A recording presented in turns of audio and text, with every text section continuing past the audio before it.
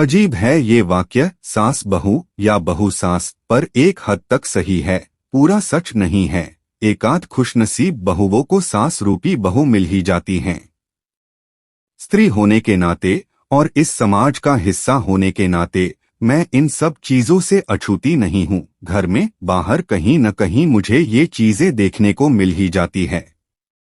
मैं अपने ही कुटुंब के बारे में ही बता रही हूँ। मैं ये मानती हूँ कि दूसरों को लगाकर उदाहरण देना बड़ा सरल है, कभी अपने ही लोगों को उदाहरण या खुद का उदाहरण देने में क्या हर्ज है। जब ये सच्चाई हम पर सटीक बैठ रही है तो मैं दूसरों के घर में क्यों ताक झांक करके व्यंग कसूं, जब खुद के घर में ही ऐसे लोग मौजूद हो।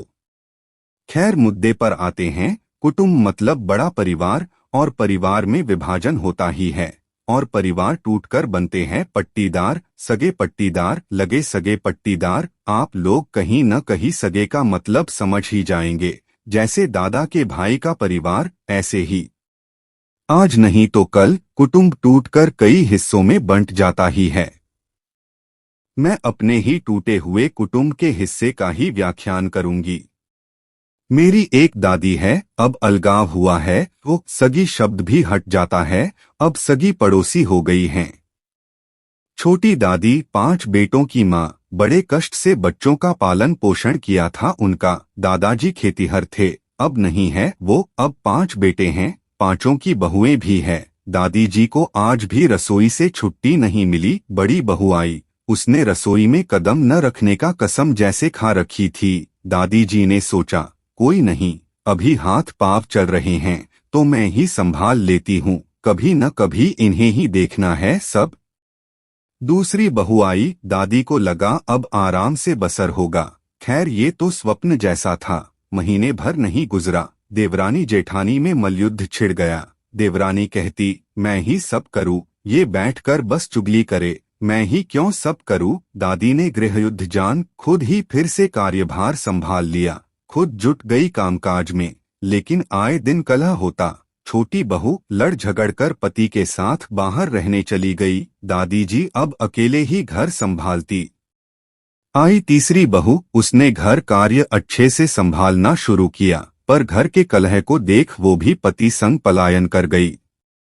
आई चौथी बहू, दादी जी ने कल्पना भी नहीं की होगी ये खाना ऐसा बनाएगी जो हलक के नीचे ही नहीं उतरेगा। दादाजी और परिवार के लोग दादी जी पर ही भड़क गए। ऐसे खाना बनेगा तो आदमी बिन खाए ही रह जाए, बेहतर है। दादी जी ने पुनः कार्यभार ग्रहण किया। सबसे छोटी बहू 5वीं नंबर, बेचारी काम भी करती है, जेठानियों के ताने भी सुनती है, लेकिन उसने भी इस्तीफा दे दिया गृह कार्य से। तो मिला जुलाकर दादी जी ने घर में शांति व्यवस्था के लिए पुनः घर का कार्यभार ग्रहण किया। वो बाहर का काम भी करती हैं, खाना भी बनाती हैं। उम्र 60 के लगभग होगी, अब दादाजी भी नहीं हैं, बेटों के भरोसे हैं। वो अभी भी बहू ही हैं, अपनी बहुओं की बहू। मैंने उनसे कहा भी, क्यों करती हो ये सब, आपको एक रोटी से मतलब है, जिसको भूख लगेगी बनाएगा, बनेगा तो तुम्हें भी मिलेगा। तो उन्होंने ये कहा, शांति से अगर एक रोटी बनाकर खा लेती हूँ इतना भी ठीक है, कलह की रोटी नहीं खाई जाती बिटिया। मैं चुपचाप उनको देखे जा रही थी, निःशब्द थी मैं। ये हमारे समाज की, परिवार की ही कहानी है। कभी न कभी हमें भी इनका सामना करना पड़ सकता है। हाँ, ये उचित नहीं है। इंसान बाहरी लोगों से जूझ सकता है, लड़ सकता है, पर अपनों से हार जाता है, पराजय खुद ही स्वीकार कर लेता है। अगर मेरी बातें अनुचित या गलत लगे, मैं हृदय से क्षमा प्रार्थी हूँ।